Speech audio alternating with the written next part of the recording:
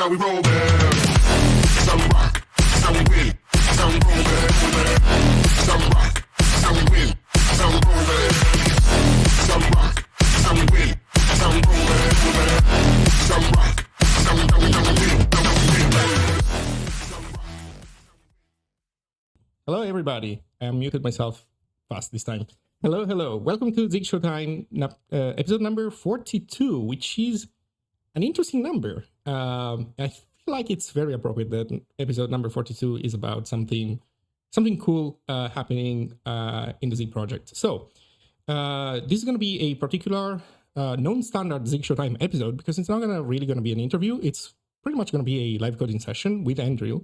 But we are going to focus on the async stuff that's coming to Zig and all the apparently not so obvious stuff that we're working on, seeing the reaction of the greater, tech scene about the things that we talked about in blog posts and stuff. So joining me is also Andrew, who has done most of the work. He's the man. And he's going to answer all the hard questions while I do, the actual typing. So let me bring him up and let's go say hi to him. Hello, Andrew. Hello. Hey, everybody. Oh, we also have music. Let me stop the piano music. By the way, I have to immediately correct you because I did a bunch of work. Also, like before doing like bad designs and then deleting them. But with this one that you're about to play with, Jacob Lee did most of the work for the IOU ring implementation. I see. Including that crucial little assembly snippet that does stack switching. Understood. Okay, everybody in chat, let me know. Do you hear Andrew well? Do you hear me well? I see somebody complaining about my mic volume, but I don't think it's me.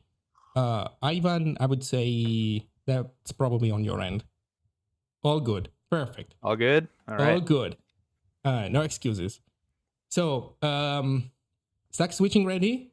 Yeah, it should be. But before we start, just one last thing. So, Zig.day has a bunch of Zig meetups, and there's a new one that was added to this list.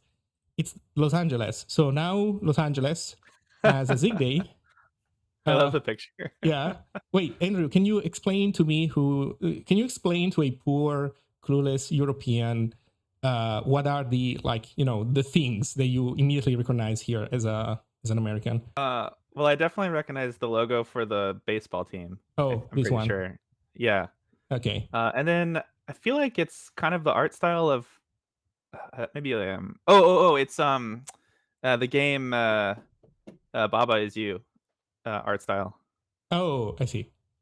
Right? Yeah. I think it makes sense. Yeah, I can see that. I don't know if that necessarily that's what the author was going for, but in any case, by the way, every Zig Day has its own campy logo. I made that one.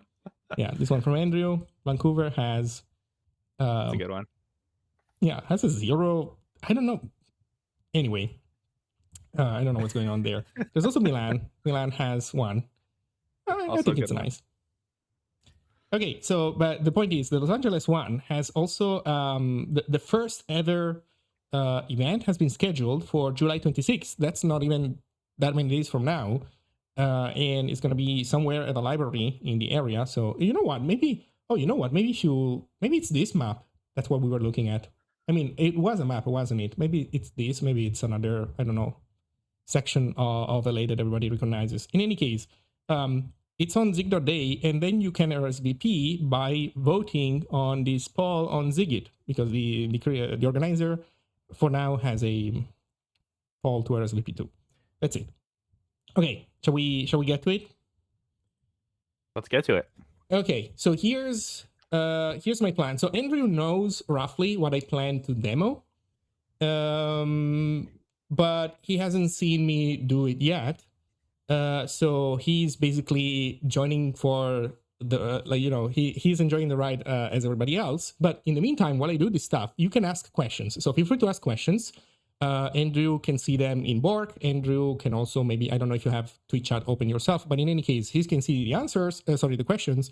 And yeah, so this time I'm not going to do it. I'm not going to be an intermediary. You can just ask the questions directly.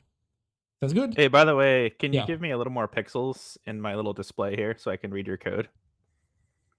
I think I'm looking at like yeah. Let me see if I can do that. That's a fair point. Sorry, I'm a pixel fiend. I love pixels. No, that makes sense. Also, to do video. Okay, give me a sec. Because I know how to do this. Maybe.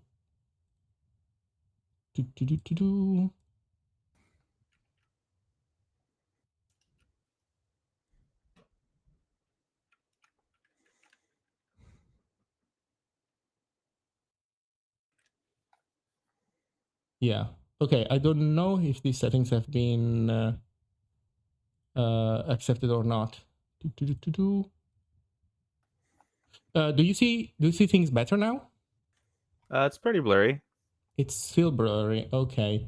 Okay, give me a sec. I think worst case you can open Twitch and it should not be too bad. But okay, let me see. Sorry, everybody, for the technical stuff. So, okay, this part is fine. Yeah, it looks fine on Twitch. Just a little bit laggy. I mean, like the latency is higher.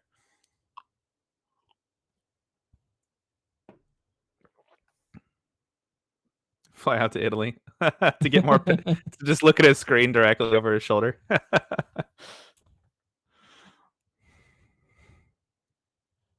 Do you see, has it improved at all? No, it's actually worse, I think. It's worse. Oh shit, yeah, it is. You're right. But wait, I made it big and then it didn't do it? Wait a second. Why is this so dumb? Oh wait, okay, now it should be good. Yeah, that's good. Okay. Yeah. Okay. Thank you. Right, you're welcome. So we're playing with WebRTC stuff. Okay. So here's the idea of the demo. I have an empty folder called Async.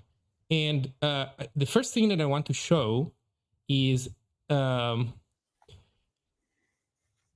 want to show running a function called save file with async, but sequentially. So I'm going to do the work to get there. In the meantime, feel free to ask Andrew whatever question while I do this work. Or in any case, we can also chat in the meantime if there are no questions. So I'm going to start by creating a file. I'm going to call it main.zig, I guess. std, then function main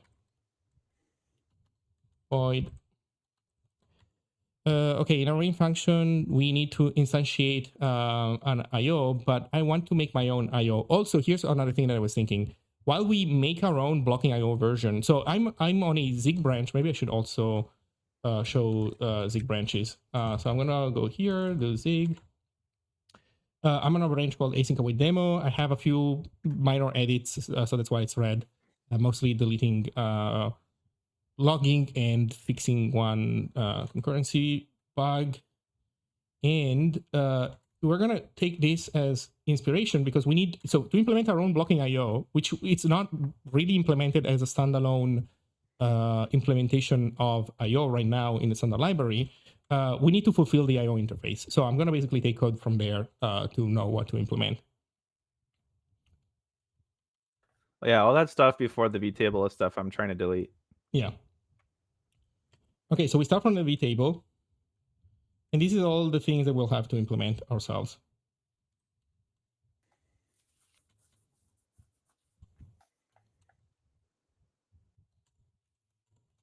Okay, so I'm gonna, I guess, put it down here. To have all this stuff, I'm gonna delete all the comments. Andrew, check out my editor skills. Okay, this is Helix. Yeah, this is Helix. So I'm removing the trailing comma for things that are like, oh, I'm doing it wrong actually. for things that are multi-line. No, never mind. I'm doing something wrong. This comma is fine. What is not fine is this one. Yeah, these are the ones that are not fine. Okay, so put everything on a single line. Oh, I'm impressed. Yeah, I'm not done. I love to see editor skills. So select the beginning of line. How topical. Word. Oh, yeah, baby. Paste. Oh, that felt so good. Go to line. Oh, yeah. Oh, that's making me happy. Not bad, Oh, huh? yeah. Not bad. Not bad. We saved some time, I would say.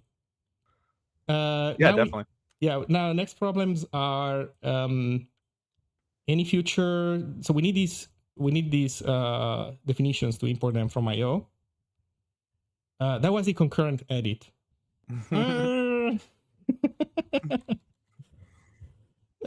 Const IO equals std IO const. So what do we have? Any future. Any future. Then what else do we have in here? Cancelable.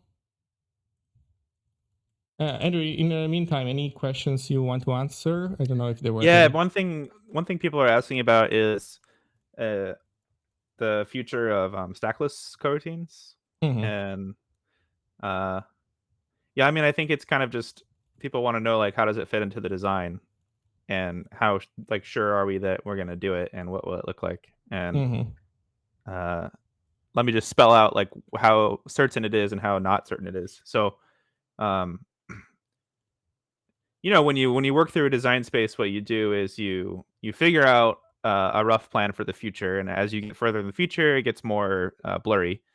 But then you figure out what concrete steps you can take right now that you're sure is the right way forward, and then after you get somewhere in between, you reevaluate, and the future becomes more clear. So where we are on that timeline is we're going to move forward with this stuff without stackless coroutines, but the plan to reintroduce them is to introduce them as a low-level primitive that you can use in an IO implementation, much like this one, and then make improve the way that function pointers work, such that stackless coroutines can propagate through function pointers, which they weren't really able to do before.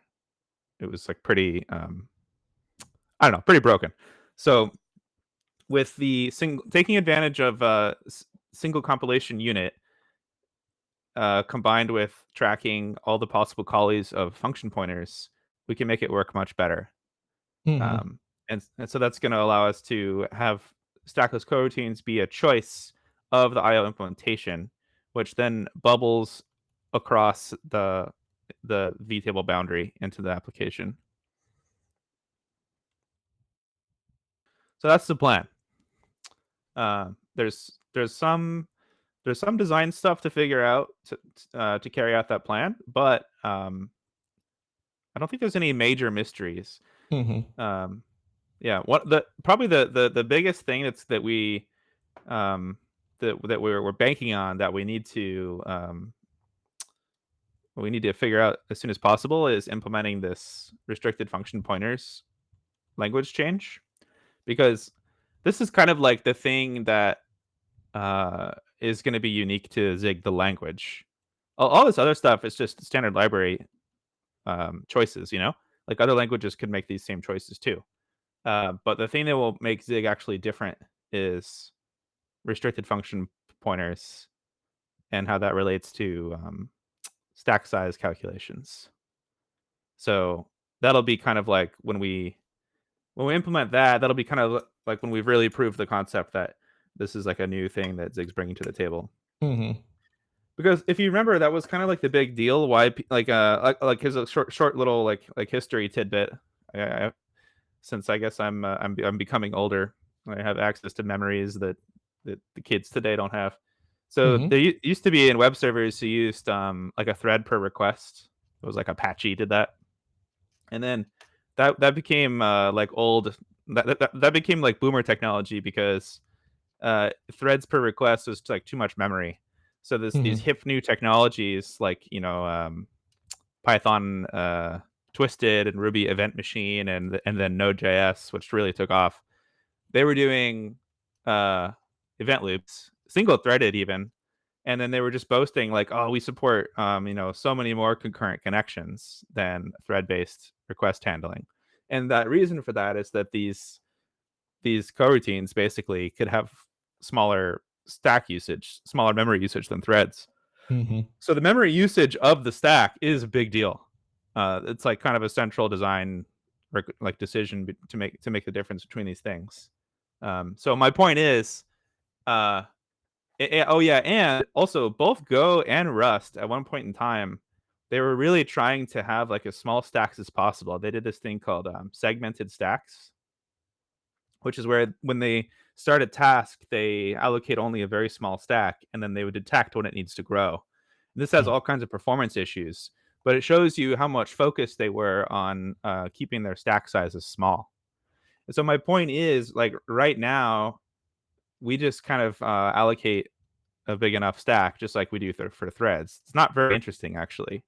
But after this restricted function pointers language change happens, that's gonna be now a novel technique that Zig's bringing to the table. The fact that we do everything in one compilation unit means that we know all the possible functions that pointers can call, and then we can calculate accurate stack upper bounds, and we can have also a new stack call for doing recursion, and that way we're gonna have no segmented stacks while still allocating small stacks and giving you the benefit of our threads. Nice. So to summarize, the kind of like big change that we still have to prove is the restricted function pointers. That's the big one to watch, in my opinion. Okay, Andrew, I'm done with this first part. Check out the next editor magic. So select, I can't select function. I need to select beginning of line function. Oh, I can't just yank because it goes if I yank on multiple cursor, every copy goes on a different cursor. So I need to yank join. And then I can go in here and I can do const blocking IO equals an IO. It has user data. Whoops, what did I do? It has user data, and the one we don't care about. It has a VTable. That's what we need to fill. And that's where I can paste this. Actually, let me open another line. Paste this.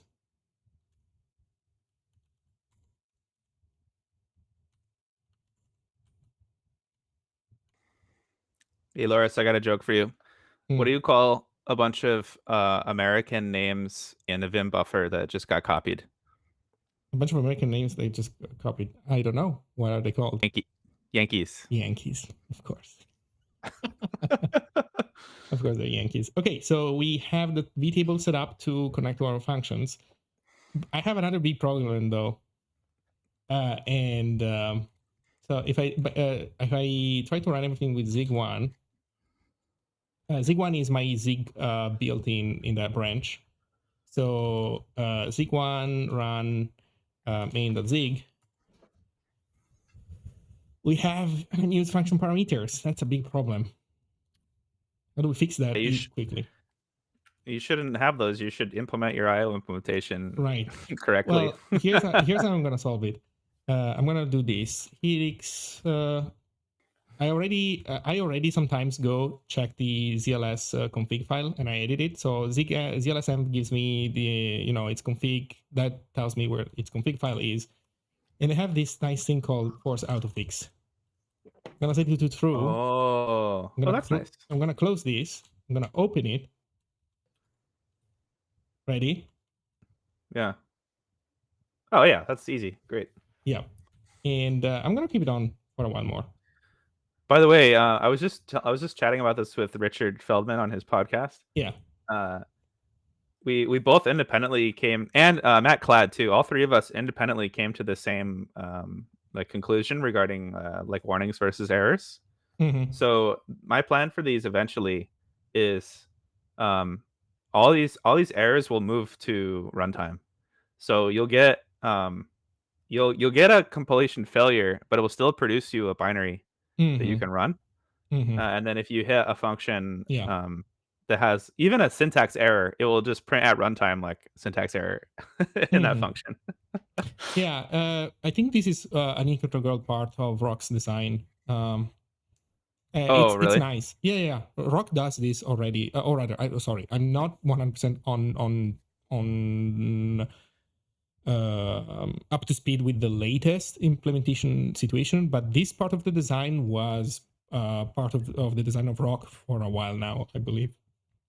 So they but crucially, you still get exit code 1 though, so it's still like a failure. Yeah, but you can try something, like you can make progress if you're experimenting.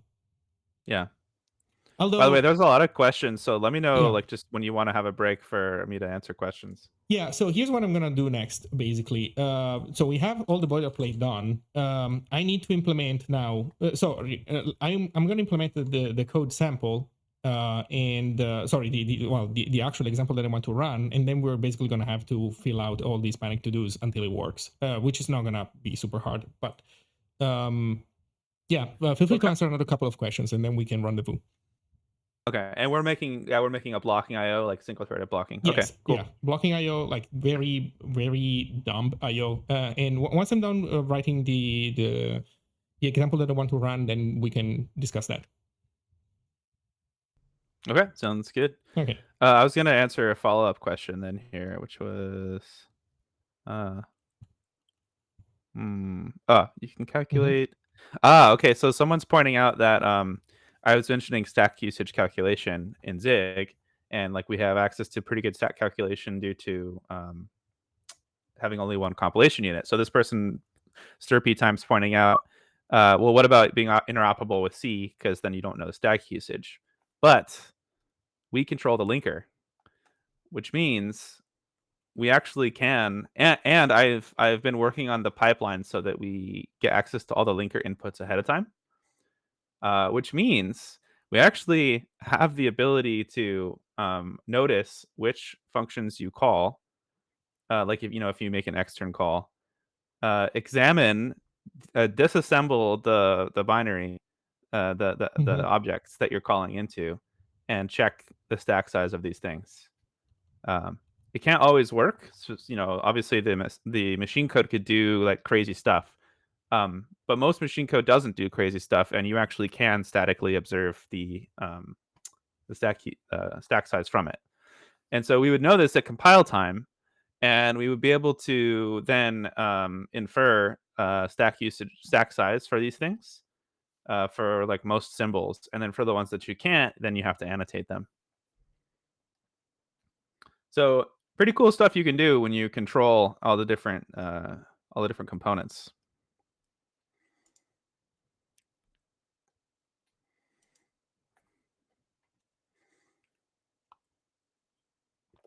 Okay, you can do another one if you want. Okay. Let's see. The cues are helpful to help me stand out the chat. Let's see. What's the heuristic? King's asking, what's the heuristic on when to use IO.async versus IO.async concurrent? It's not a heuristic, it's a correctness issue. So if you if it's legal for the system to call the function immediately, eagerly, then you use async. And if it's not legal, like if it's broken to do that, then you use async concurrent. Would you phrase it like that, Loris, or maybe differently? Yeah, I think that's fair. But the idea is that should be across all available runtimes, because for a given runtime, it could make no difference. For a given IO implementation. So for some, it doesn't make a difference, but for some, it's a problem. Yeah. Oh, he said wrong question. When to just call the function versus when to use async. Well, this is a good point I wanted to make, because it's fun to talk about async await and on concurrency and all this stuff. But the main purpose of all these things is so that I would say most packages will not have a single usage of the word async or await or comp time. All these features have the same thing in common, which is that they're useful like when you need them, and usually by the application. And the lower level reusable code doesn't really need to use them that much. Like if I make a or if D Sittingham makes a Wayland package for not Wayland, Pulse Audio package for outputting audio to Pulse Audio directly onto the protocol without using the C library. He shouldn't have to use async await at all. He can just use regular, straightforward blocking code calling with the IO interface, and then I can choose in my music player whether I want to use an event loop or a thread pool, or maybe I'd actually just want to make like a little utility that is single-threaded blocking and like send some audio to the thing or whatever. Anyway, point being, like most packages I don't think will need to use async at all. They can just do normal stuff. And the application can then choose to introduce the concurrency.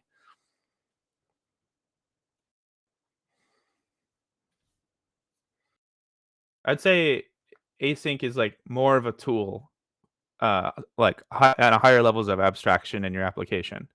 And then when you go lower level down, usually you don't need it as much. And if you do need it, then you want async and not async concurrent, because you're just expressing like multiple things that are independent. You're not really expressing concurrency.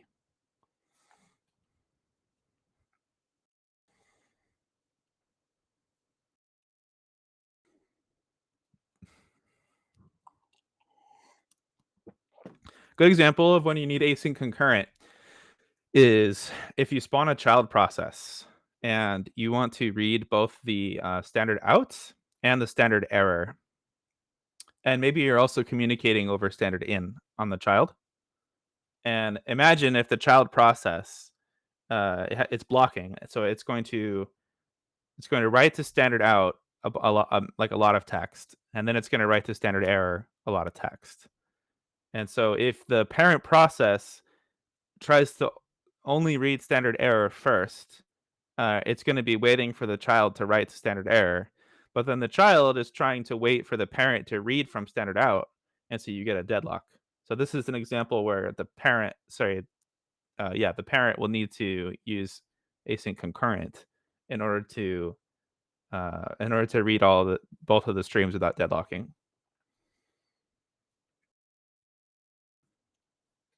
Okay, I have written my example. Does that make sense to you? Let me take a look. I've just been staring into space. Okay, so we create an allocator, we create a thread pool, we get an IO from that. We're gonna save .text, b.text, defer, cancel, and then await both of them. Looks good? Yeah, and obviously the idea is that we want to be able to do this. Yeah. And have that also work. Right, but you're gonna just try it first. Yeah, so we have a working implementation with a thread pool. So, sorry, if I uncomment it, we have it. And nobody is surprised that the async stuff works on a thread pool. Actually, maybe, I don't know. Maybe async is usually stackless coroutines. This is not stackless coroutines, so I don't know if people are going to be used to this or not. But let's try to run it. And yeah, okay, pointless discard. What's the next problem? Debug allocator, blah, blah, blah, not a function. Oh, whoops. Oh, yeah. This? Is this it? Do we have like a decal for this? Oh, we have .init. Okay, not as a function. Sorry. Oh yeah, it's statically initialized. Yeah, nice. Right all IO. Did we forget to pass IO elsewhere? Maybe close needs IO. Yeah. Yeah, everything does. Let's see, expected type, IO future, blah blah blah, found. You need a var on the future. Yeah, well, there we go. Okay, it worked. And man, okay, you can already see that it's pretty intertwined, isn't it? B.txt is Yeah, it called, is. then A is called, then B creates stuff, then writes, then A writes. So nice. Yep. Okay. Okay. And then do the files have the correct contents if you examine them? It seems so. So you just write the file name to the contents? Okay. Yes. Oh, that's one pure parameter, I mean. Also, that's how you're sure that they have the right content. It's exactly what it's supposed to be in there. Yeah. Is there ever a difference between .init and .empty? No, I guess these are just pre-made decals for you. So I think that array lists have empty, and then other things might have init. In your case, if you make something yourself, you can call it, I don't know, .default. You decide what you want to call these things. My friend Andrea Oru, when I met at Hacker School, he was kind of playing with Zig in the early days, and he was pressuring me to add interfaces for iteration, and I was always resisting that. And he was like, "Well, then what are we supposed to call the next function? If there's no interface, I could just call it, give it to me, baby." Yes, I guess. Yeah. Oh, where's I expected array list to have a .empty. It doesn't have that. Array list. It has an init. It's the unmanaged one has Oh, empty. right, it's the unmanaged one. Yeah.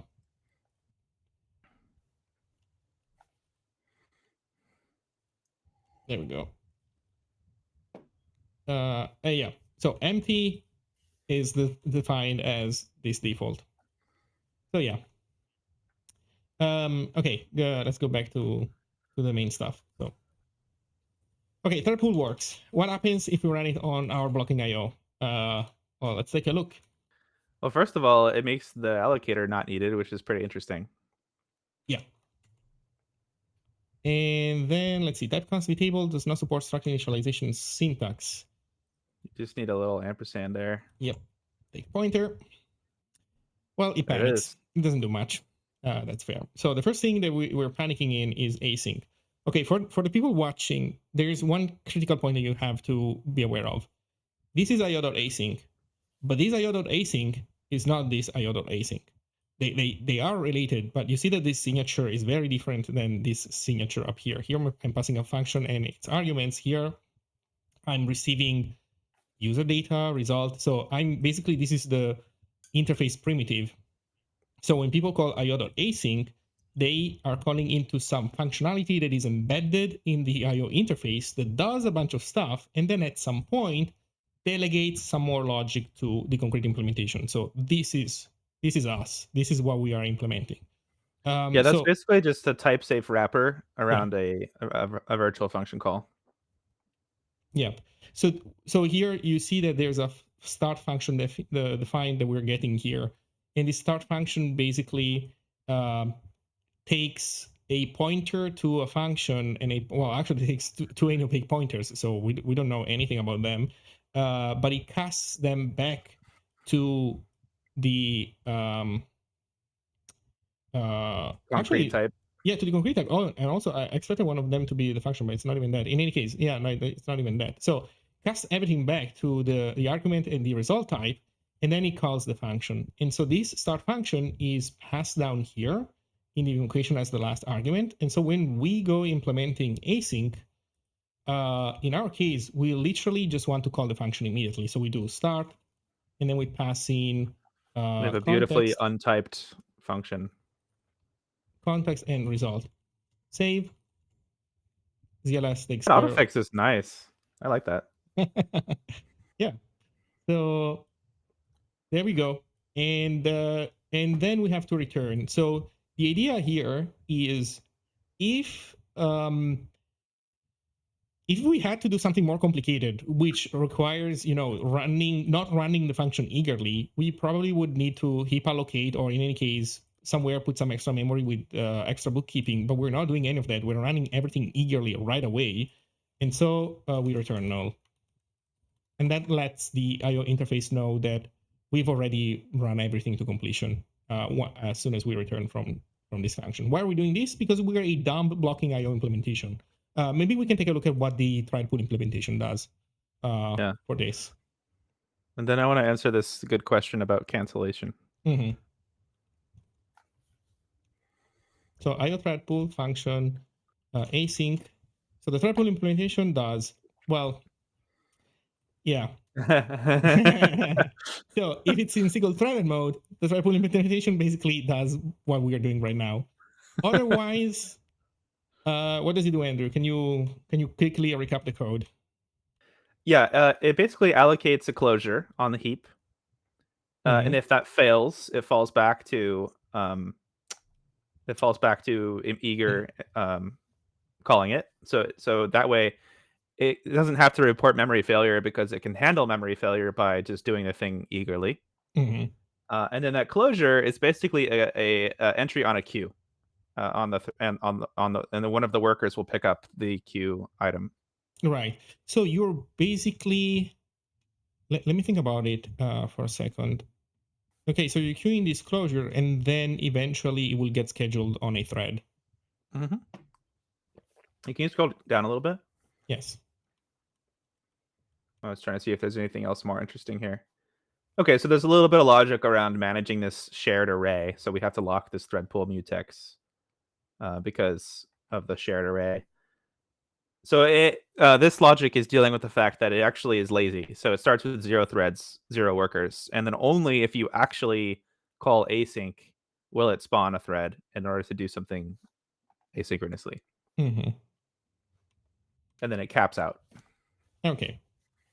So we're basically doing the simplest version of that. Where am I going? Here. So we're doing the super simple version of that. We just immediately run the function and not even think about it. Okay, so that gets us past this first panic, but we still get to actually wait, expected type, const any opaque, found slice of bytes. Right, so it's dot pointer. Wait, let me address some of these good questions here. Yeah. Okay, so Danberg is asking, should you handle an error on cancel, or what is the cause of cancel returning an error? That's a key question. Yeah. So it's important to understand that cancel and await are the same, other than that cancel requests cancellation. And when I say the same, I mean they literally return the same result. And the reason for that is, imagine that you did async, like open a file. If you do this, error.cancelled will now be in the error set for doing this. So you might get error canceled when you tried to open a file because it got canceled. However, it might succeed, and so for that reason, cancel can return you a non-error value. You might fail to cancel, like you might ask for a cancel, but actually the result is already available. And in fact, that will be the case 100% of the time with this dumb.io implementation. So point being, if you did async open file and then you try to cancel it, but it actually succeeded, you now have an open file. So you need to then close the file and clean up. If you can clean up, yeah. Yeah. In my specific case, so in this example here, say, where am I going? In the case of save file does not leak any resource. Like it closes the file immediately. But if save file for some reason also wanted to give you a handle to the open file, then yes, you would need to be able to then clean up that file if the cancellation happens after this has completed running, which makes sense because cancellation might arrive late. And what do you do otherwise in here? You're already run to completion.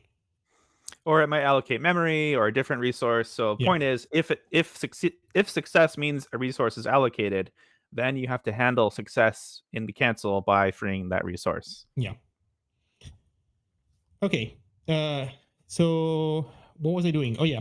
So we run and we and now we print that save file A was called, so we started actually running, but then we encountered another problem because we tried to create a file, and right now that's implemented as a panic to do. So that's going to be, I guess, our next challenge. And you know what I'm going to do? Oh, we need also to implement close file, and then we're going to implement, we're going to need to implement write. Okay, so let's implement create file. The logic is roughly clear to me, although I might want to take inspiration from what the thread pool does. I'm going to attempt to write some of it though myself, because I think I know more or less what's going on. So what we have here is a IO file, and an IO file, the operations on it are not what we want because they're going to ask us to do stuff. So we need to take the file handle from this and use the basic standard library implementation of operations on files. So I'm gonna do I don't know, SD file. It's not a great name, but whatever. And I'm gonna do it's of type std.fs.file. And what do we have in here? We can check what your like Levenstein distance from the other solution is after you're done. Okay. So it only contains a handle, conveniently, which is what we have. So we do. It's dot wait, handle. a file. What am I doing? That's a dir. The file we need to create. A dir. We need to get our hands on a dir, on a normal dir. Sorry, I did these things on file, but it's actually on dir. Like we can't use dir directly either because it has operations that we implement. So we need to get a normal dir that we can call stuff on. So dot handle. Oh, dot fd. Okay, so it doesn't have handle. It has fd, and that's gonna be dir dot handle. Okay, and then we do on it const sd file is try std dir dot create file. There we go. This is our good old basic create file. Subpath is what we're given. Flags is what we're given. And then that's it. And it gives me a file, but it's not a IO file. So we need to make an IO file out of it. So return handle equals std, file dot handle. Okay, how am I doing? How close am I? I think you're pretty close, yeah. Okay. I think I called them like fsdir instead of stddir. That makes sense because fs is the namespace, isn't it? That makes sense. I don't know. Oh, that's a good name. Oh, you know what? I'm gonna use ZLS rename.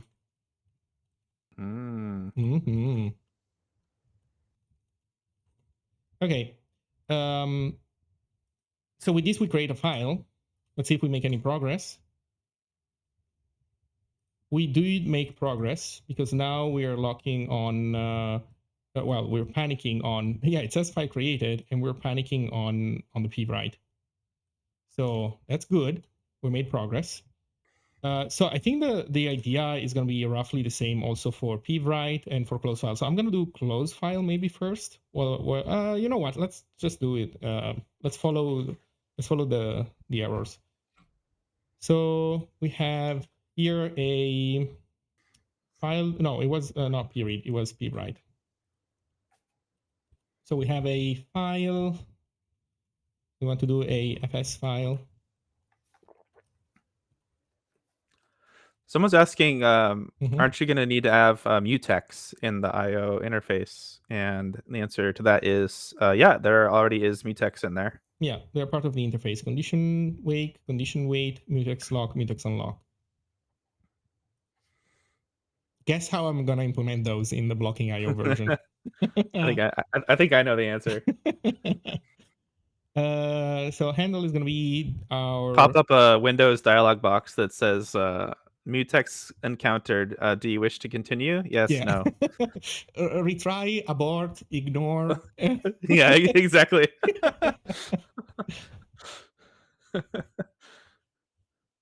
Okay, so we have our FS file. You know what? It can even stay on one line. So we have our FS file and we want to write on it. So FS file dot p write or write. Okay, so p write is positional write when it's an actual positional write. But in our case, can I use p write unconditionally, or do I need to do something else here? Well, before I answer that question, speaking of p write, I'm going to answer p pretty simple polls question. That's my segue. Okay. So this is a fair question. So why does Zig have conventions for resource management and not language handled ownership? Like, I don't know, C++, I guess. The answer for that is Zig is a language where I want the programmer to have full control over the code. And I don't want a bunch of invisible stuff happening on scope exit. So if you want stuff to happen on scope exit, you have to make it visible. So it's basically because for control. So we don't want a bunch of hidden control flow, which helps Zig programmers write better code. Okay, so we're trying to figure this. Oh, you're looking at the answer? Yeah, I just stole it from the thread pool. So now I know the answer. -1 means it's a normal write. Any other value is a p write. Cool. Oh, I see. Guess what? I'm gonna change this, by the way, but yeah, it's fine for now. I think I'm gonna guess also how read is implemented. We'll see. Okay. Then we have to close our file. So we'll want to do this, I guess. And then do fs try. Oh, wait a second. This cannot fail. So fs the file close also doesn't fail, I guess. Yeah, I think this is really important, is to make it not fail. Yeah. Yeah. You need to be able to do close inside of a defer. Sorry? You need to be able to do close inside of a defer expression. Yeah, that makes sense. Also, this goes back to that question that I was just answering, because one thing that I see happening in C++ is they'll throw exceptions in destructors, which is insane. Like, how are you supposed to write correct code under these conditions? It's impossible. Let's see if this code is correct. Holy shit, it works. Okay, so we're able to make it work. Although you will notice all of A goes first, all of B goes second. So compared to before, there's not a lot of interleaving going on. Well, actually, there's none at all. There's no concurrency. Yes, but this shows that we have async code that can run in blocking IO mode. So if this wasn't your code, it could be somebody else's code that does this, and you don't care at all about async. You don't want to have to do, you don't care. You don't like thread pools. You don't like event loops. You don't like stackless coroutines. You don't like green threads. You don't like any of this stuff. You just like, good old American blocking IO. And yeah, we don't want any communist event loops. So that way the code still works, and this is not a library. Like, if this were a library, so like let me think about it for a second. I'm gonna make this a library. Let's make it a library. So a library, I mean a function, right? Function, I don't know, save files. Just pass it IO, I guess, and void, and inside it does this. IO is IO, and then here we do save files, and it works. Like, you don't even have to know that there's async in there. You don't even care. For you, this is just a save file function that you call, and if it happens that the IO implementation that you're using supports running stuff concurrently, then great. If it doesn't, cool. Same, it works too. Okay. Are there any questions specific to what we just shown? If there are, type them fast. I'm going to wait maybe 60 seconds, 30 seconds, and then I'm going to move to the next phase of the demo because I have something more to show. There are a lot of questions, so let me take a look. Okay, let's see. Does the current model of async allow for implementation of yielding generators? This sounds like a question about stackless coroutines to me. There's a lot of question marks around stackless coroutines right now. So the one thing I'll repeat a little bit what I said earlier. They're going to be a lower level primitive that you could use inside of an IO implementation that will then bubble out through the interface into the rest of the application. As far as whether these become like more general purpose language features, unknown. There's a lot of work to do before we evaluate that question critically to decide to make a decision one way or another. It's too early to say. Oh, CryptoCode has a question.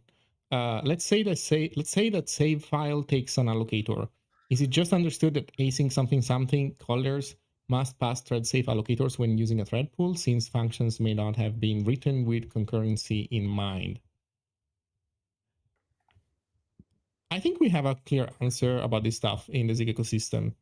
So obviously you can write a program or like a piece of code that is not designed to work in multi-threading, and so that was a thing that you could do in the past, and you're going to be able to do that also tomorrow. But if you're doing the extra work to make sure that your library works correctly, then you can do this kind of stuff that also the thread pool does in function async, where you look if your program is being built in single threaded mode, and if it's built in single threaded mode, then you don't need to have any locks, and otherwise you need to have locks, and the locking primitives would be given to you by the IO. So if you use the IO locks, then they will play nice with whatever IO implementation ends up being in use. So it should be a well-functioning system, I believe.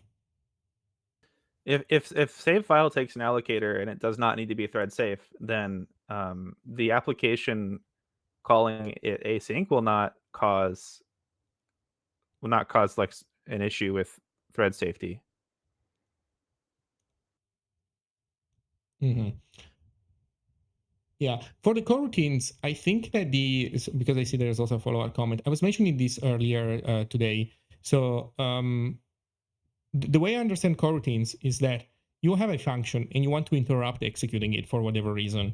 And if you don't have coroutines, then the way you do it is that you save your current progress state in a struct. So you save like at which index of a loop you're at, etc. And so you need to restructure your function a little bit for it to basically be designed to support resuming.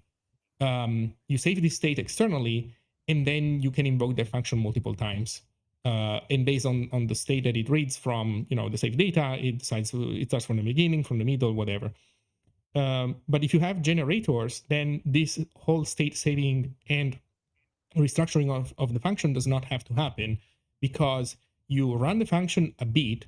The function has access to yield, so it sets a value somewhere, like the return value. Well, not exactly the return value, it's like the yielded value. It gets set somewhere, it calls yield to pause execution, and then whoever was calling that function consumes that received value, and then starts the function again. And so that way, the data required to restart is not written explicitly anywhere, but it's implicitly part of the stack switching mechanism. Sorry, the task switching mechanism. So I think you can build that also on top on green threads if you want, but it does require users to have access to a yield primitive, which right now we do not give, I believe. Mm-hmm. Yeah, one thing that I want to consider. So we have that issue open, and Matthew, who's here as user mlug0, kind of proposed an alternative to the previous status quo of suspend and resume. One thing that I would like to consider, along with other other alternatives for how we end up doing stackless coroutines is a more general language feature involving generators, where it's that nice pattern for implementing iterators where you can basically return multiple times from a function or yield multiple times from a function, and then maybe with a like well-defined, like more general purpose language tool, we can also piggyback on that and implement a um, stackless coroutine IO implementation version.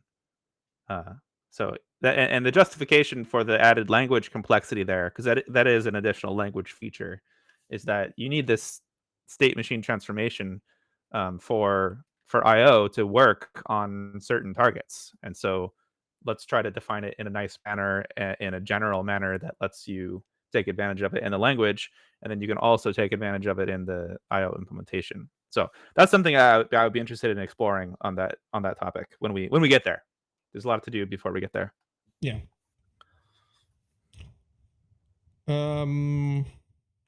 Okay, so before I move to the next demo, by the way, is Megan in chat? Megan, if you're around, send a message, because Megan was asking a question about if the API supported weight groups. She was asking that in Discord.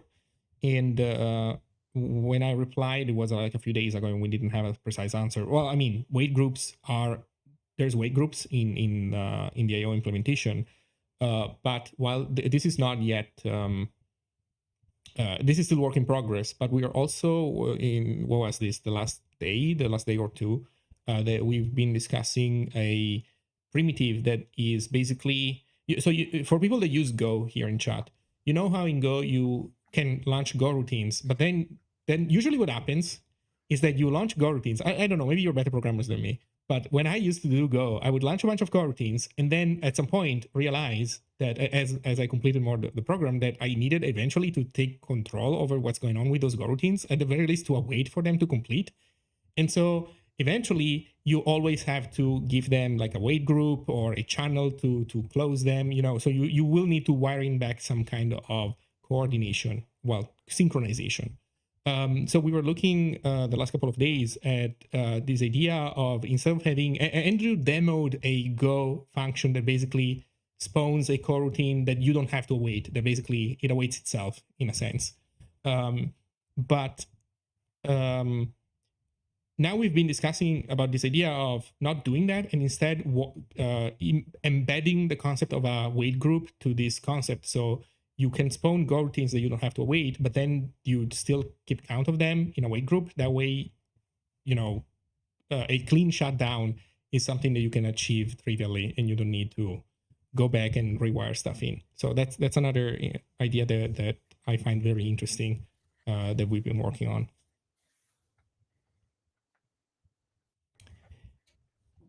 Okay, Andrew, do you want questions or do you want to proceed? There's a lot of questions, but I'm sorry. I think I'm just going to drop some packets.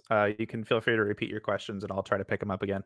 Mm-hmm. We're doing a UDP question protocol. Okay. Well, you know what? That's maybe appropriate, because I'm going to show you some...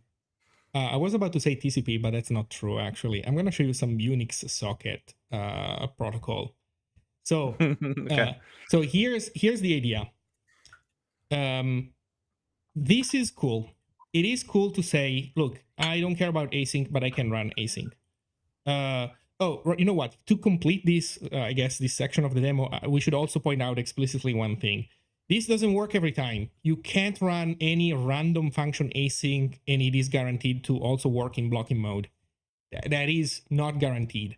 Or rather, you can't take any arbitrary function, stuff in async, and then in blocking mode, everything is going to work beautifully. No, because sometimes some of your functions will have inside of them some synchronization, like they will require synchronization with something else. So earlier, before the show started, somebody was asking, how do I know if a function can be put inside of async? And that's a programming question that you need to know how to answer as a programmer. But as a general answer, if your function doesn't synchronize with any other coroutine, then you're good, because it's completely independent. It's asynchronous with regards to everything else that's going on in your system. But if your function requires synchronization, so for example, in the blog post, I mentioned a server client example that maybe it's a little bit too complicated. To boil it down even further, imagine that you have function A that requires a Boolean to be set to true by another coroutine, and another coroutine has a pointer to that Boolean, and there's a mutex. But the problem is that if we run only the first one in blocking mode and we never run the second one, then we're going to deadlock. So that's why we have another primitive called async concurrent. And async concurrent, I'm going to read the definition, the docs, calls a function with arguments such that the return value of the function is not guaranteed to be available until a wait is called. So it's just, it gives you a future, allowing the caller to progress while waiting for any IO operations. This part after the comma is very important. This guarantees that we're going to continue doing also other stuff eventually. And the problem is that this is not something that we can guarantee in a blocking IO implementation. And this is why in my case, so in this implementation, you see that there's an async concurrent. Here, async concurrent, I went to definition on the wrong thing. Here, async concurrent is panic to do, but this is going to be unreachable. This is going to be, not supported. Like, we just cannot support this. So this is, yeah, so I'm guessing. No unit of concurrency in single threaded blocking. Yeah, you can't spawn other units of concurrency. So the point is, this is not a silver bullet. There are obviously limits to this approach. You can't automatically port everything. You need to program things correctly, but you have the tools. And the tools are, is your function really async? So these two functions, these two invocations of a save file are truly async to one another because they don't interact at all. So they can be run in any order. First the first one, then the second one, the opposite, a bit of both, whatever. Everything works. But as soon as you have any form of synchronization between them or between another thing, then this is not really async anymore. So that's why we have a different primitive for that. Okay, so setting that aside, so it's not a magic bullet, let's look at this idea from the opposite perspective. So the opposite perspective is, which I think it's even more interesting, is, well, you know how in async I'm going to say Python, async in Python, you have to use async libraries, because otherwise, if you don't use an async library, then that thing is gonna block a thread, steal a thread from the event loop, potentially starve it, potentially deadlock stuff.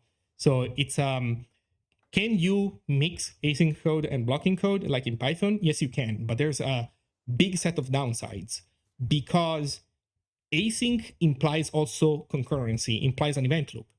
In Python, and not just Python, I'm just bringing up Python as one example, async and like asynchrony and concurrency are the same thing. Here we are splitting these concepts up. Okay, so here I want to show you then what I just said. So let me show you running a normal, not async aware at all library, and let's run it concurrently with our save file function. So we're going to save a file and concurrently also do something else using a real world library. Coincidentally, who would have thought about this? But yesterday I spent some time to port Zig Redis to WriterGate. So we have this is the commit, which fails because I had not updated the required Zig version in the CI. But this updates to Zig, this is main branch Zig, master branch Zig. So this is not designed to work with our branch with the IO stuff implemented. This is just normal Zig without the new IO stuff. It just uses the new reader and writer interface. Nothing else. Now, let me show you how I'm gonna wire this in. We're gonna need to make a tiny hack to make it work, because I don't know if you noticed, but this interface doesn't have networking in it for now. We have create file, open file, close file, read and write. We have time, we have synchronization, we have select, but we don't have networking. So we're going to use basically Unix sockets, and we're gonna make it work that way. Okay, sounds good. I mean, it sounds kind of bad because you're not going to get like, proper thread pool or it's proper like event loop interactions, but probably will still work though. Yeah, it will. So here's how I'm going to make it work. I'm going to super hack it. So normally, okay, for the people watching who are not used to Zig too much, please, a disclaimer, okay? So when you want to add a Zig dependency to your project, you do that through the build system. I'm not gonna do that now, but you shouldn't do it. I'm gonna do it because it's my project, but both ends are mine, so I can do it, but you shouldn't. And if you don't know how to use the build system, I made a video for you, Zig build system. There you go, Zig build system basics. That's my face. This tells you how to use the Zig build system. Watch this video if you don't know. There's also docs on the website. On ziglang.org, you go to learn, and then there's a Zig build system guide. This tells you stuff that is not present in the video, and the video tells you stuff that is not present here. So for now, these two resources are complementary. Do use the build system, but I'm gonna hack around this. So I'm gonna git clone Redis in here, straight up, and then I'm gonna import its root file. Again, don't do this. It's not gonna work for all dependencies. It works in this case because Redis doesn't have an dependency in turn, and I'm just being hacking and scrappy, but really, just use the build system.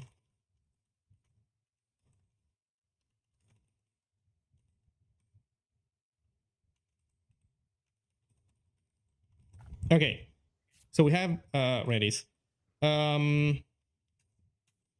So I'm not gonna do save files.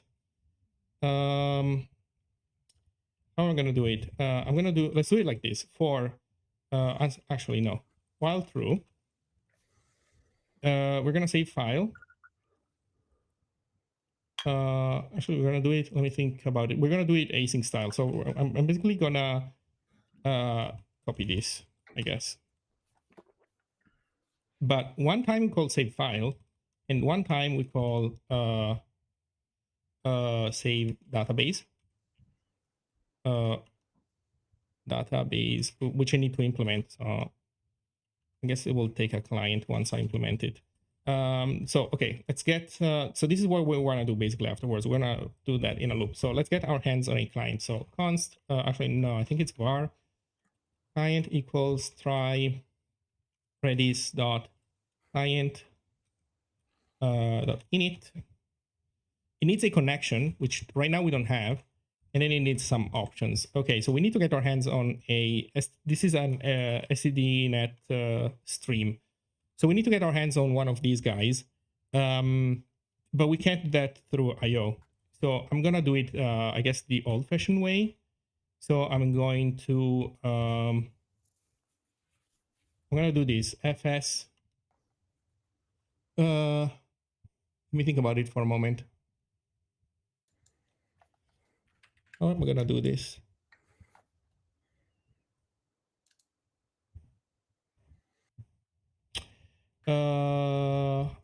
Yeah, I think I can just do con std.fs.net.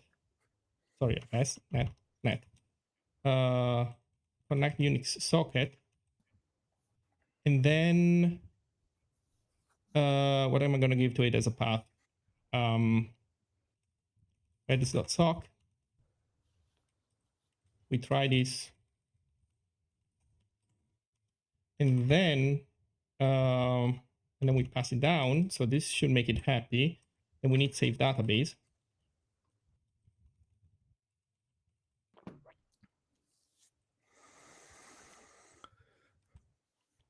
So Redis.client.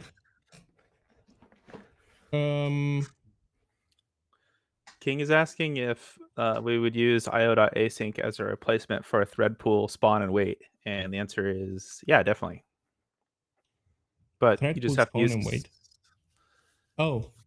Because usually you use a thread pool for async tasks, not async concurrent tasks, right? Like you have a batch job to do, and they do not have any synchronization between them. That's your thread pool use case, right? So yeah, that definitely that translates exactly to io.async and then await, right? Yeah.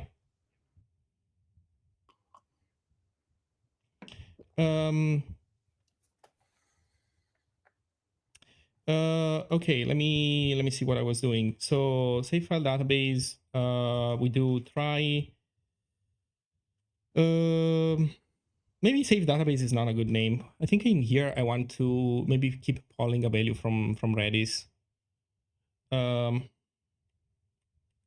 Let's do this. Try client dot send void set foo to 1. And then in here we do, I think there's a command called incur get something. Oh, I think it's incur get by. So let's see, client dot send. We want to get a U32, and the command is, I'm not sure if I remember the command directly, so I think we can do this. Client dot commands dot strings dot. Can we go in here? Oh, sorry, this is Redis.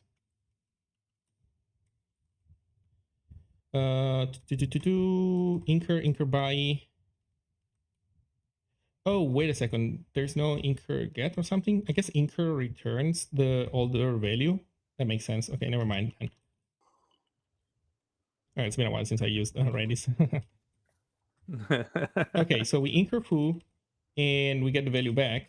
So const v equals n equals that, and then we do std debug print Redis equals number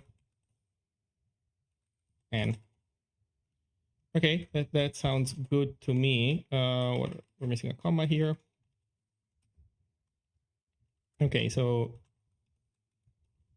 yeah.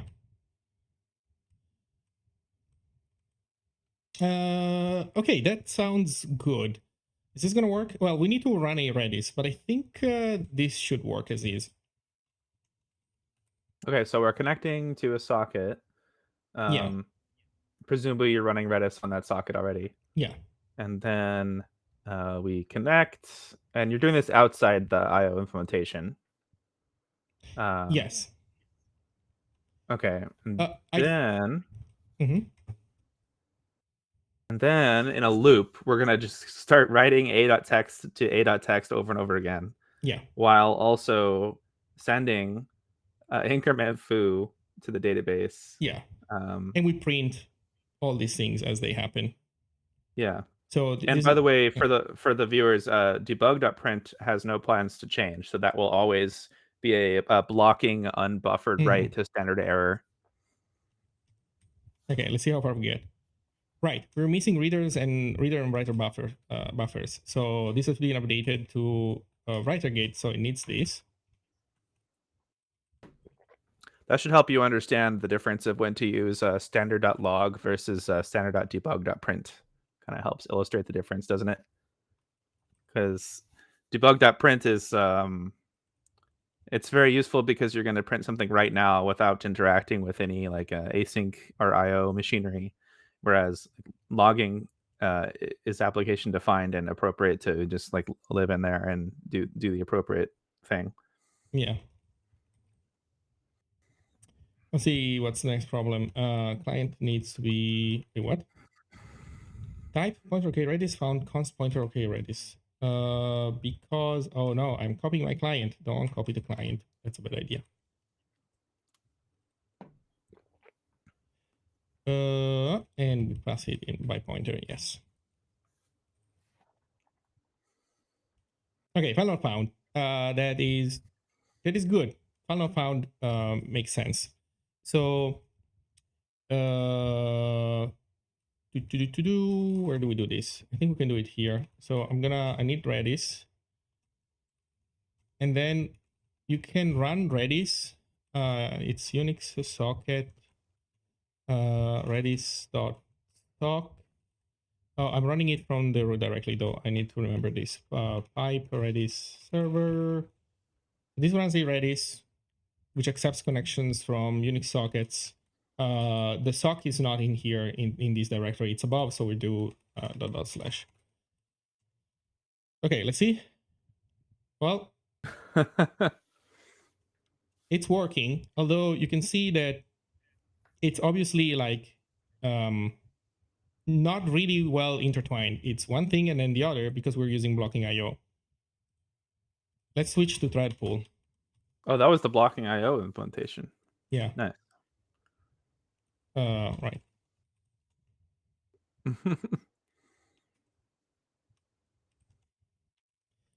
Now you can see that occasionally it's not as perfect as it was before. Now it's more intertwined. So this is nice, but are we doing everything correctly right now? I mean, not really, because you wouldn't be able to switch to an event loop implementation properly. Right, because the reader and writer that the Redis client is using don't know anything about IO, do they? I think that's kind of one of the nice things about the thread pool Yeah. IO implementation is that it's kind of forgiving to like misbehaving code.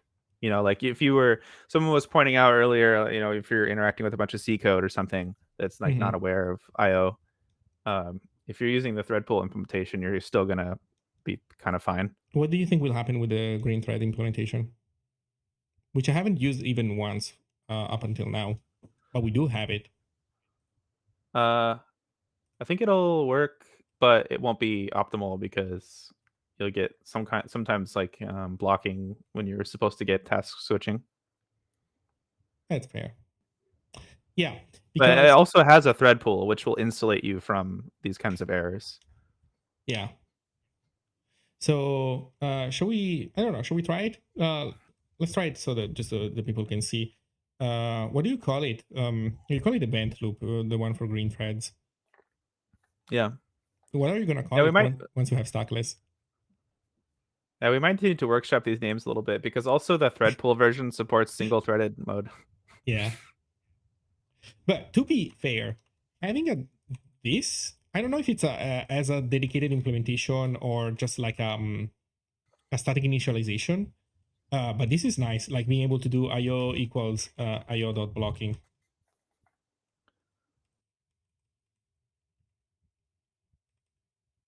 Anyway, you know, assuming that you put this under IO.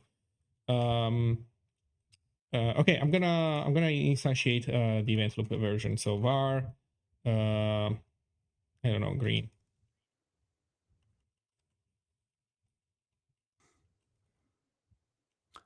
Hey, Rocker Rager. Yeah, it's I think you might have missed earlier when I was talking about stack sizes, but it's interesting how stack sizes end up being a key like I don't know, design criteria for this stuff.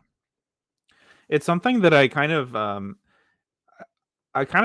positioned it as the central question of my my systems distributed talk, which is getting when is that debuting? I think that's coming out in like a week or something.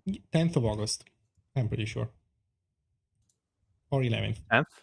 11th? It's 11th, yeah, 11th of August. Yeah.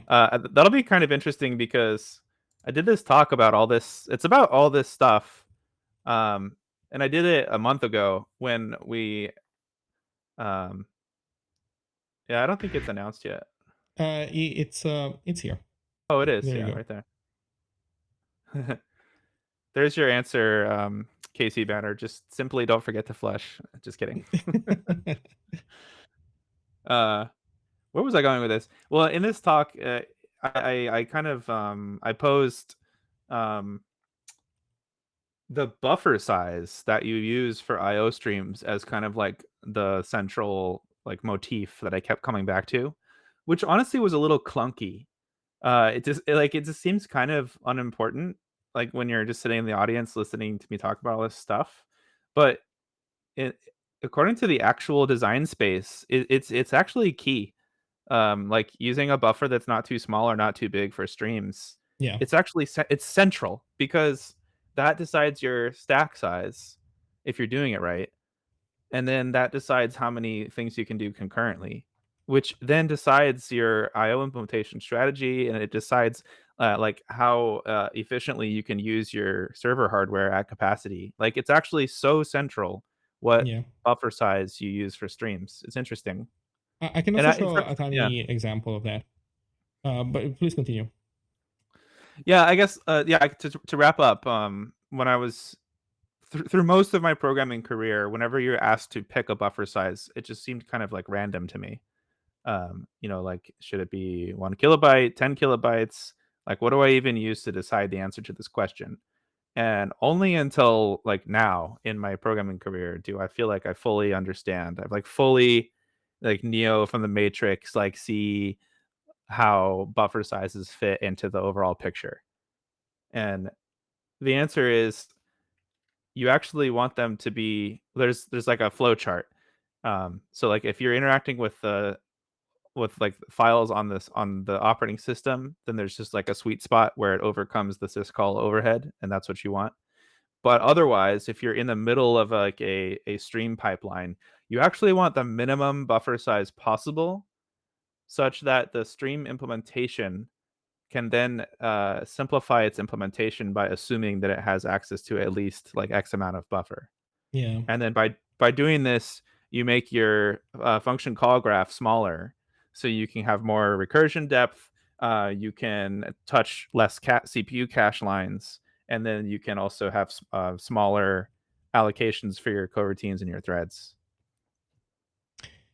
And sometimes you can avoid either a buffer copy or having to need a streaming parser where it wasn't even really needed. So this is a diff of my latest changes to my Redis client. And in the Redis protocol, some messages are length prefixed. And the length is written as a number in ASCII. So like you get the ASCII value for 1, 2, 3, like the digits, one after the other. And it's your number. It's like it's a human readable number, basically encoding.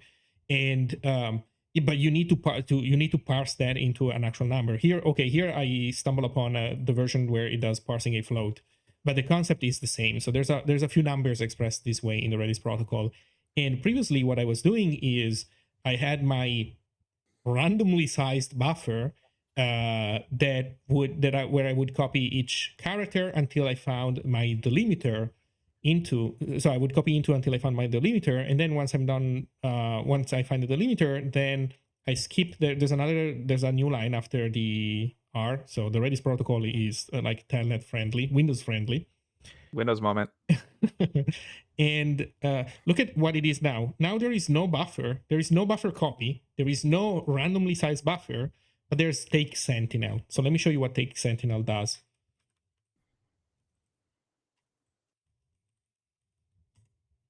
So take sentinel returns a slice of the next bytes of buffer data from the stream for the stream until sentinel is found, advancing the seek position.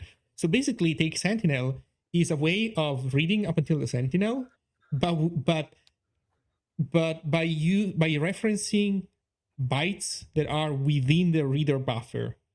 So you don't need to copy them outside in a random buffer. It's the internal buffer that offers you that. So you skipped a copy. And in my case, the alternative was, like with the previous implementation, the only way of not having to do this would be to have a streaming float parser that you could tell, please parse this number until you find this delimiter, but it's like super weird.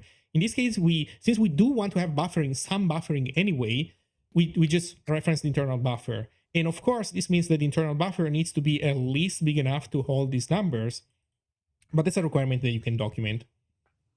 And that gives you a real number to use as your buffer size. Like the buffer has to be big enough to fit like one line of like the number, the Redis parsing number algorithm. And that's it. If you make it bigger than that, you're just wasting everyone's time. Yeah, I can show maybe because the buffer to like the network socket will have its own ideal buffer size for like the syscall overhead, right? So the buffer that you're using for okay Redis, it really should be only big enough for that minimum size to be had. In this case, you see this $4, $2, %7. The %7 means that this is a key value. It's a hash map that follows that has 7 key value pairs. And so we need to be able to read these numbers, which is in this case are very small, but they can obviously get a little bit bigger, although obviously also not insanely bigger normally. And so, yeah, that's what needs to fit on in the buffer. And in my specific case, given how I decided to implement my client, I also need enough space to hold error messages. So I don't know, random text that doesn't match very well. In my client, if you don't give me an allocator, I'm not gonna show you this message. So this message gets discarded, but I keep around the error code. In this case, it only says error, but there are other situations where the error code tells you what's going on.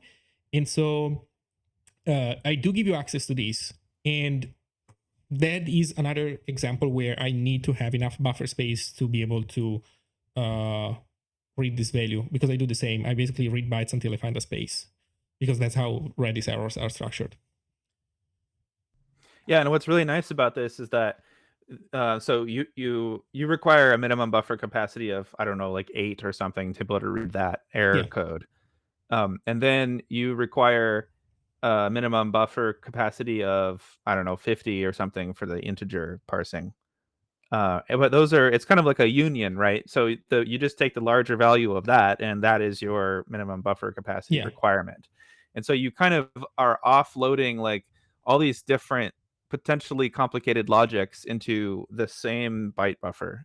Yeah.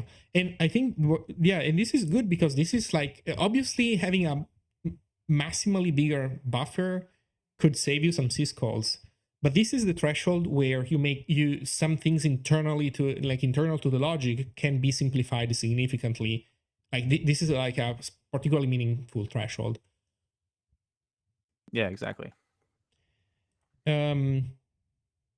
Okay, so I think let's answer this question about usage of this API. So Neurosite's saying it's not clear how many bytes take Sentinel, take delimiter can return. Does the buffer get moved every time some data is consumed? So these functions assert that your capacity is sorry, they don't assert that. They will return you an error if your stream, if the delimiter is not found within the capacity of the buffer. Yeah. So they will try to not rebase the buffer in order to return the memory. But if it's not found in that space, then it will rebase the buffer to take use of the full capacity in order to check before giving you an error. Yep. Okay, so obviously this demo, to like the final version of this demo, is take a version of the Redis client that also makes use of the IO interface. Not by adding any call to async. In my client, there is nothing that is worth doing asynchronously, because the whole lifetime of, maybe I can even show the source code, I guess, but the whole lifetime of my client is pipe impl. Where's my pipe impl? Pipeline impl. I got clever with the naming. So there's an old async implementation of Zig comments still in here, but the lifetime of my client is literally this. Write a command, flash, don't forget, and then read the reply. There is nothing else you can do. You write a request, you wait for a reply. Yeah. And so suffice to say, like when you upgrade this to use IO, almost nothing will change. Like it'll be a line for line replacement of, like fs.read io.read and something like this. Yeah. Or net.read, net.write, although io.read. Now that I think about it, what if we made an IO reader and we pass that around, an IO writer? You don't even need IO at all, because you're just operating on streams. That's perfect. You don't need IO at all. So, you just have an input stream and an output stream. It's like the TLS client. So how do I get my hands on a stream that interoperates well then with Like, what are you doing with the network the IO stuff? socket that you couldn't do with an IO stream instead? Like, did I see that correctly? You have a handle to net.stream, yeah? What are you doing with that connection? Nothing. I just use this. Nothing. Yeah, you know why you did that? Because you didn't want to have to take any type. That's why you did that. Yeah. But now you don't have to, because you can use IO reader, IO writer, and you don't even need to be aware of the stream, you mean? of the network.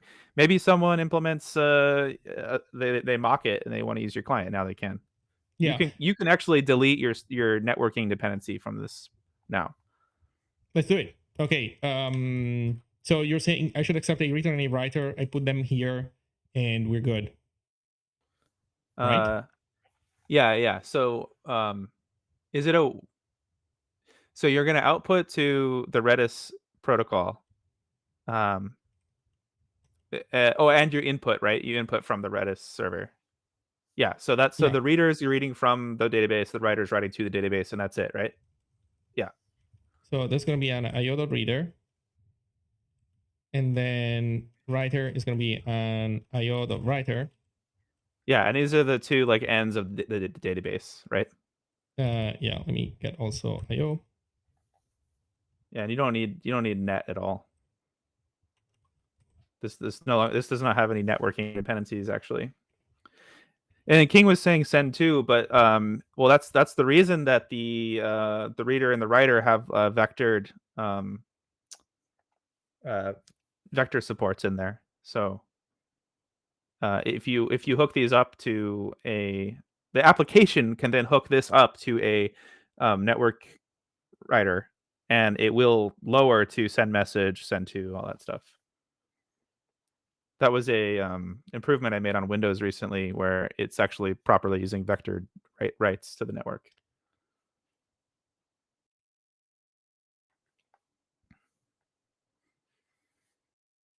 Okay. So with this, we have a reader and a writer. Then from here, we do the connection. But then we need to get we need to interface with IO. So I'm gonna need to make an IO file, right? You're trying to get from your socket to a reader or writer, right? Yeah. Okay, so you just want do you have a net.stream there? Yeah, con. Yeah, you just want to call dot reader and dot writer on that. But this one doesn't accept IO. IO? Doesn't it need a reference? Oh, to in IO? the future, it will need IO. When we add, I didn't add networking support to IO yet. Yeah, but I think that's my point. Since this is a Unix socket, we can just call read and write on it, can we not? Yeah. For the purposes of this stream, so you can just call reader and writer on that. Okay, so so here's my plan then. I'm gonna make a file, an IO file. I don't know, maybe this is overcomplicated, but this should work, right? And I do con.handle.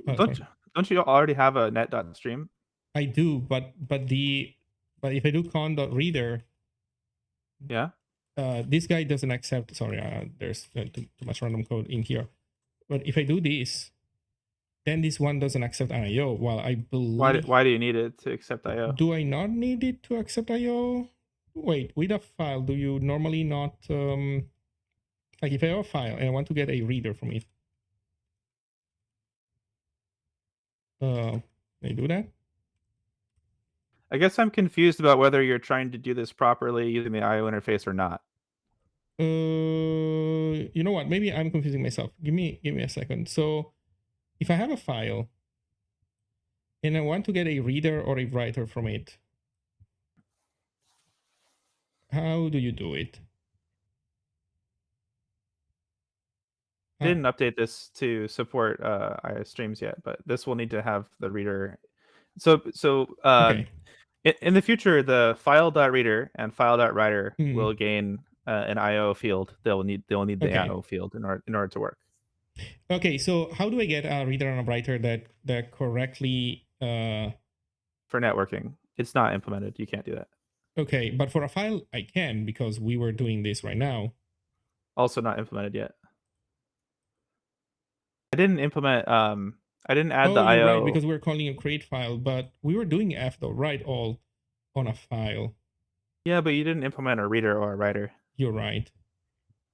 So I think what's happening is that it's easy to get mixed up like writer gate Yeah. changes, which is like streaming, exactly. right? And Exactly. IO as an IO as an interface changes, which are like not merged yet. Yeah. And that's the latter is what we're trying to play with, and we have a demo with that, but we don't have a demo with them mixed together yet. Yeah. So this needed. So I did have to write all for convenience, but this needed have to write all, because if I try to do print, I don't have access to print, or rather, I don't have access to print that goes through IO. Yeah. I mean, I can tell you what this will look like, after I just do a little bit of work to add to integrate these things. It'll just be connection.reader. And you'll have to pass an IO. Of course. Yeah. Because you pass IO to connection the first time, I'm guessing. Yeah. Right, but right now we can't do that then. Can we? Can we have a reader? No, because we need a file reader and a file writer, which we don't have. Okay, understood. Yeah. And then how that will work is that so the Redis client will not need an IO handle at all, because it's just interacting with the Stream API, which is it's almost like pure in a sense, right? Like maybe that's doing IO, maybe it's not. Doesn't matter. It's just communicating via Stream calls. Yeah. Is it sans IO at that point? Maybe, I guess. And like maybe you would want to take an IO parameter in order to do some async. You want to express concurrency, or you want to express the potential for concurrency. You want to express asynchrony. Maybe. Yeah. Well, logging, I think you would just do log dot blah blah blah blah, and then you rely on the application to to set std.log correctly. You're right. Yeah. Yeah. Mm-hmm. Which is nice, because I mean, I think the fact that moving forward you will actually delete networking dependencies from your Redis client and not add IO dependencies to your Redis client, it's a good sign, right? Like, it's good programming that this thing does not have to care about these other dependencies that aren't frankly related to the protocol.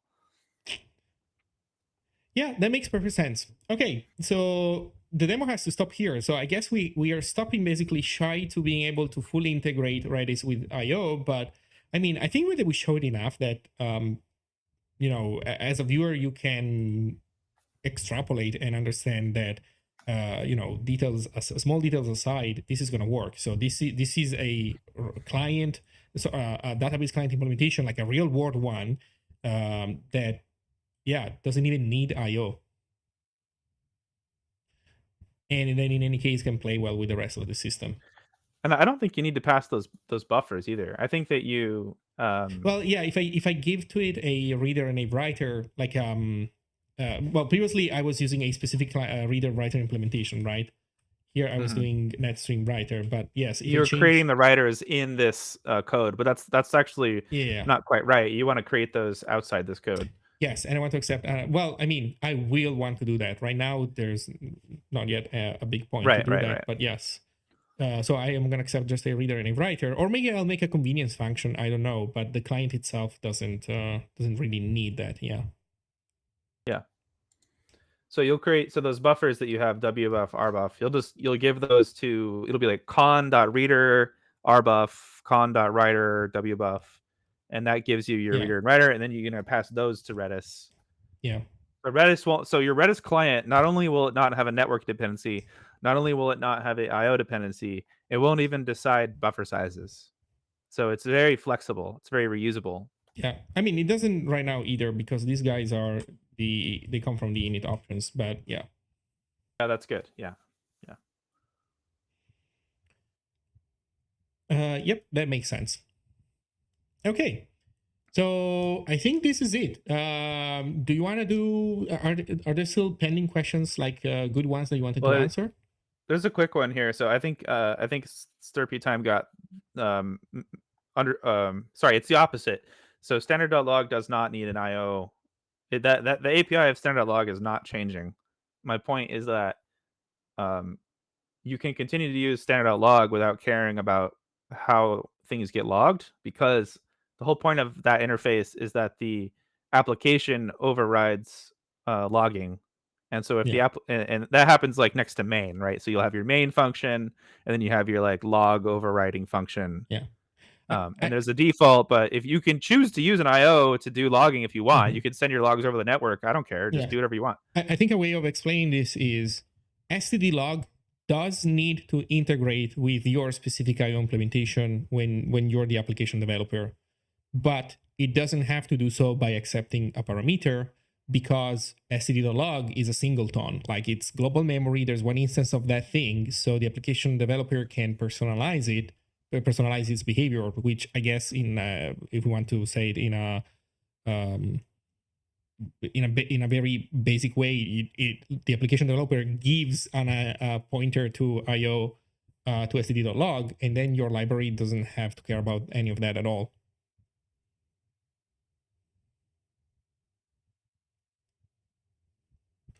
Oh, King wanted to ask a question about allocation optimization. So the idea is that if your code is expressing basically like a parallel for loop where you're doing all these operations in the function, and then you were going to wait all of them in the function, you didn't need to heap allocate the memory for those stack frames, because you could use the current function's stack memory in order to do this. So the question is, like, is there a way to do that optimization where those allocations don't get heap allocated? And the answer is there a way to do it? Yeah. Does the proof of concept provide a way to do that? No. Will we make that a available like optimization to applications? Maybe. I mean, you realize that you can like participate in the design of this stuff, right? Like, you don't have to just ask, will it be this, will it be that? You can get your hands dirty, you know? Yeah, so